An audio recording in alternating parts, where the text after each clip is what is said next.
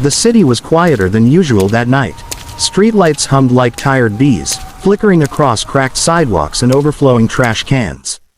The kind of silence that made the air feel thick, like something was waiting to happen. Marcus Cole walked down 8th Avenue with a grocery bag in one hand and his hoodie pulled up. It was almost midnight, and the only sound that followed him was the rhythmic squeak of his old sneakers and the faint rustle of the bag, milk, bread, and a few cans of beans. He had just closed the community gym where he trained local kids. Boxing gloves hung over his shoulder, their laces swinging softly against his chest like a badge of a life he'd once lived under brighter lights. Marcus wasn't an ordinary man, though few people noticed it anymore.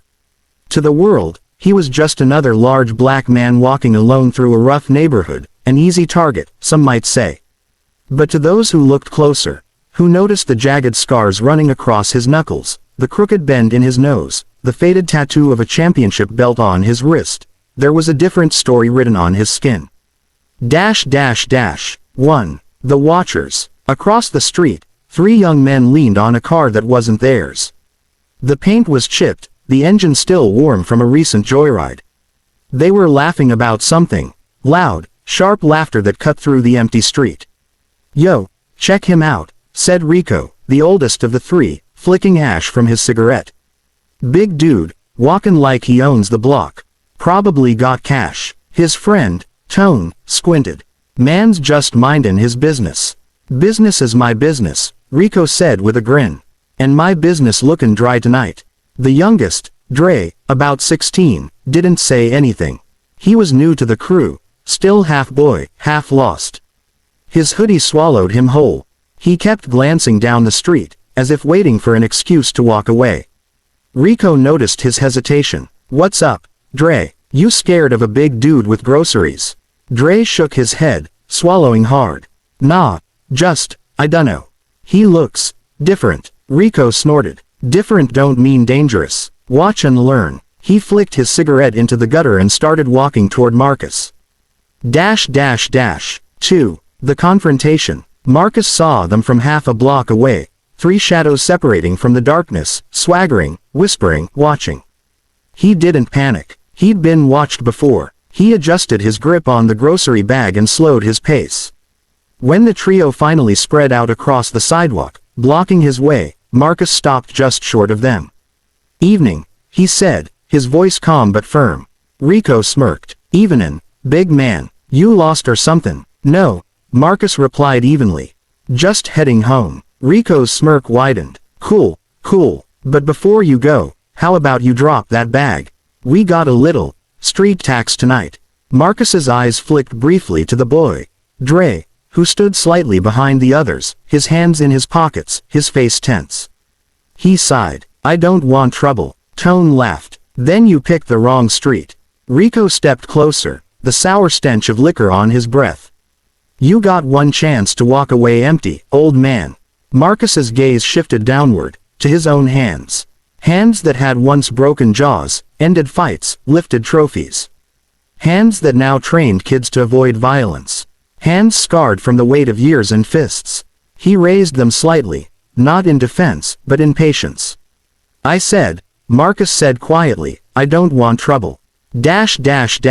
3. The swing. Rico sneered and shoved Marcus in the chest.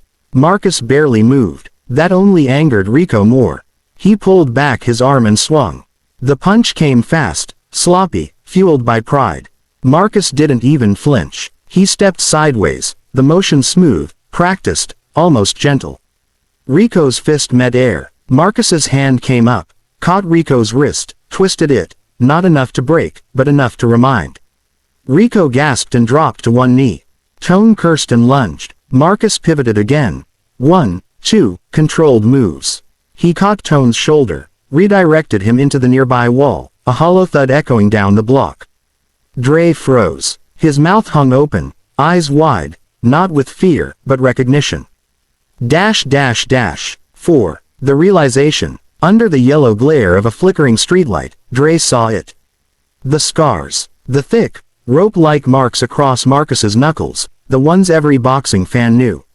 "Yo," Dre whispered. "That's him. That's Marcus Cole." "Rico, groaning on the ground, scowled. Who? The Marcus Cole, Dre said. The boxer. My brother used to watch his fights. Heavyweight champ, man, retired after that car crash. Marcus's expression didn't change. He just stared at the three of them, sweat starting to bead on his forehead, not from the fight, but from the memory that name carried. I ain't no champ anymore, he said quietly. Tone rubbed his shoulder, his anger dissolving. Man, you could have killed us. Marcus shook his head. No, that's the thing. I don't do that no more. 5. Flashback. The ring. For a moment, the night blurred into noise and light. Marcus heard the roar of a crowd, the slam of gloves, the metallic taste of adrenaline.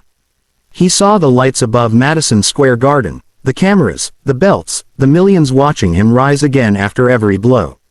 Then came the crash, not in the ring, but on the road home one night. A drunk driver ran a red light. Marcus's car flipped 3 times.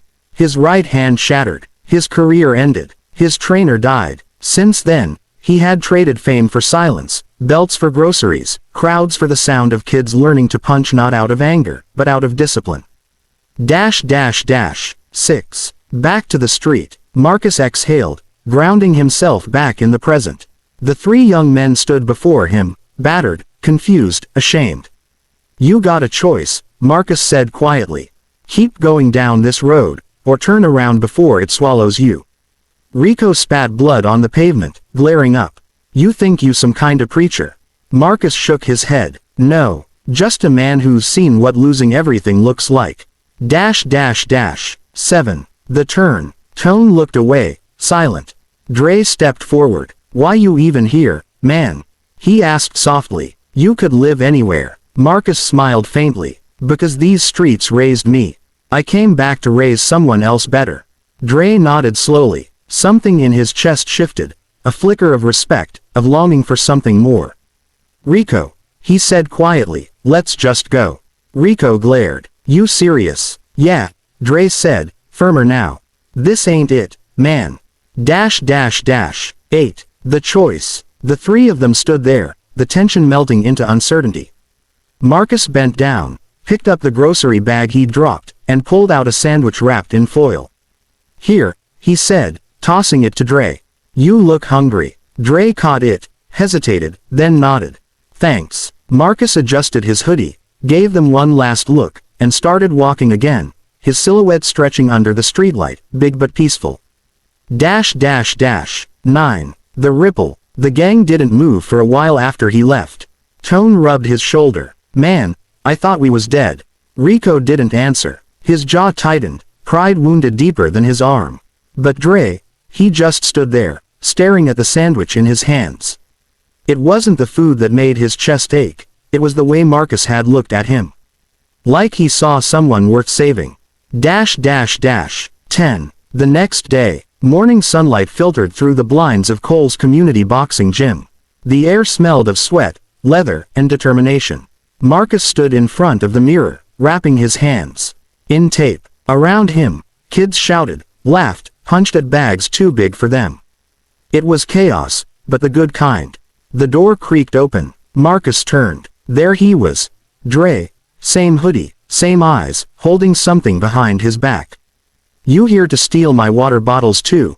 Marcus joked gently. Dre shook his head, stepping closer.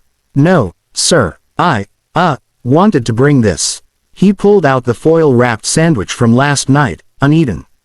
Marcus raised an eyebrow. You didn't like it? Nah, Dre said, shuffling his feet. I wanted to give it back. And maybe, learn how to fight. For real. Marcus smiled, slow and genuine.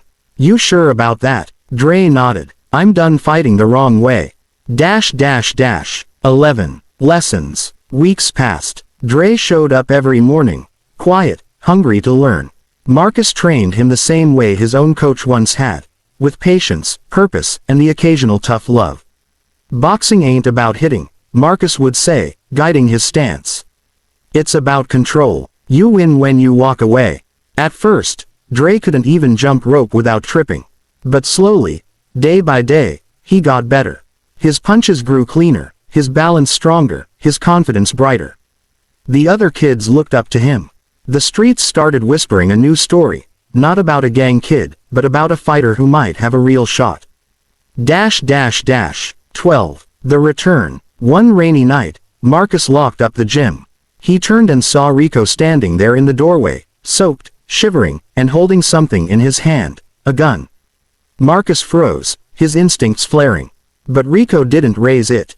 Instead, he stepped forward and dropped it onto the gym floor. "I'm done," Rico muttered. "Heard you turned Dre into a champ. I want that too." Marcus looked at the gun, then at the man. For a moment, he saw not a criminal, but a scared kid who'd never been given another way. He nodded. "Then let's start fresh. Tomorrow. 7 a.m. Rico exhaled, like he'd been holding his breath for years. 13. The light. Months passed again. The gym buzzed louder than ever. Kids, teens, even adults training under Marcus's steady guidance. Rico helped spot weights. Dre sparred with new recruits. And Marcus, though older now, smiled more than he had in decades. His hands, those scarred, battered symbols of pain and pride, had finally found their purpose again. Not for fighting, but for building. Not for fame, but for saving. And as the sun set through the cracked gym windows, the city outside still whispered and roared. But for once, inside these four walls, there was peace. Marcus taped his hands again, looked at Dre and Rico, and said, "All right, boys. Let's get to work."